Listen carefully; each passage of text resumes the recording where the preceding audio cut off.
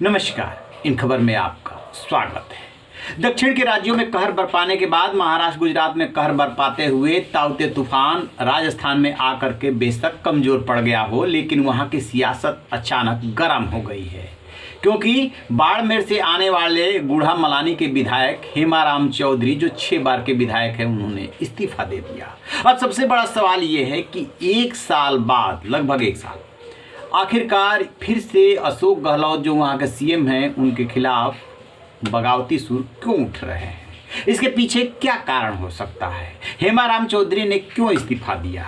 ये सबको पता है कि वो सचिन पायलट के समर्थक है और जिन 18-19 विधायकों ने पिछले साल पायलट के साथ बगावत की थी, उसमें वो भी शामिल थे। अचानक इस्तीफे का कारण ये बना है कि पिछले दिनों जो मुख्यमंत्री हैं अशोक गहलोत, उन्होंने एक वर्चुअल मीटिंग ली थी और उस मीटिंग में कहा था कि बेशक आपके हमारे मतलब कि बागी विधायकों के लिए मतभेद हों या हमसे आप पृष्ठ हों, लेकिन मिलजुल करके काम कीजिए। यही उनका जो व्यंग है वो पायलट समर्थक विधायकों को चुभ गया कि हम तो 1 साल से धैर्य बनाए हुए हैं। कांग्रेस हाईकमान ने और जो कमेटी गठित हुई थी, उसने 1 साल पहले वायदा किया था कि आप लोगों की समस्याओं को सुन करके और उसका समाधान निकाला जाएगा। समाधान तो बहुत दूर की बात है, 1 साल हो गए, कैबिनेट का विस्तार तक नहीं हुआ।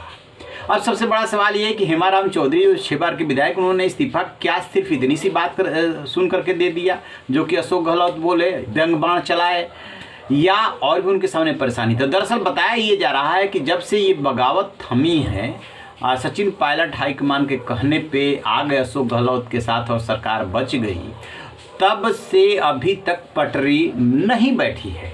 पिछले दिनों जो किसानों को लेकर के महासभाएं हुई थी, जिसमें राहुल गांधी भी गए थे, उस दौरान भी आपने देखा होगा कि किस तरीके से सचिन पायलट को मंच से उतारा गया था। तर्क कुछ पद को लेकर के दिया गया था, लेकिन वो बात गले के नीचे नहीं उतरी। वो किसी और विधायक या नेता के लिए तर्क हो सकता है, सचिन पायलट के लिए नहीं। यानी सब कुछ ठीक ठाक नहीं है। अजय माकन प्रभारी अपनी जगह पे है, उनके सामने शिकायतों का अंबार है, लेकिन कोई निदान नहीं हो पा रहा है। हेमाराम चौधरी के ऊपर इस बात को भी लेकर के दबाव था कि अभी जो ये संकट आया है और लोगों की जो काम की अपेक्षाएं हैं, वो शायद पूरा नहीं कर पा रहे थे।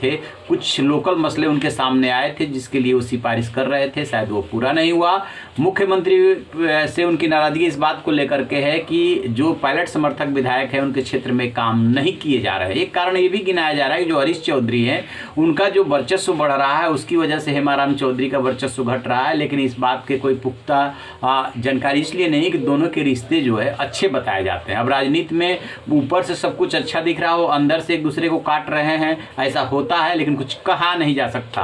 बहरहाल जो हेमाराम चौधरी है, उनकी नाराजगी अशोक गहलोत से ही बताई जा रही है। और जो गोविंद सिंह डोटासरा प्रदेश अध्यक्ष हैं, उन्होंने ये कहा है कि घर का झगड़ा है, हम इसे निपटा लेंगे। उन्होंने ट्वीट भी किया है, लेकिन घर का झगड़ा इतने दिनों तक लंबा नहीं चलता है। बात कुछ जरूर है अंदर जो कि खुल के नहीं आ रही है, और बात सिर्फ यदि मुंजबानी हुई होती तो चल जाता।